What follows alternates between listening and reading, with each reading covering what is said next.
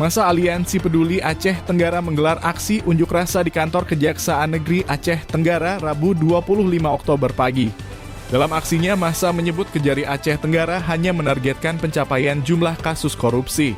Koordinator Aliansi Peduli Aceh Tenggara Dahrin Syah mengatakan pihak Kejaksaan Negeri diduga hanya menargetkan pencapaian jumlah kasus korupsi yang disangkakan dan hanya mengejar prestasi di mata publik.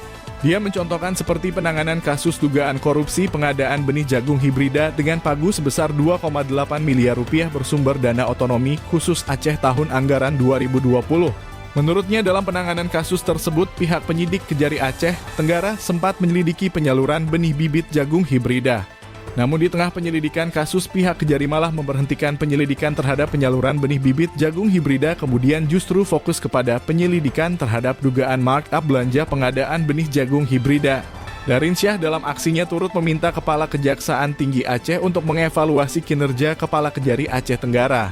Dahrin Syah bahkan menuntut pencopotan jabatan Kasipidsus terkait penanganan kasus korupsi yang ada di Aceh Tenggara.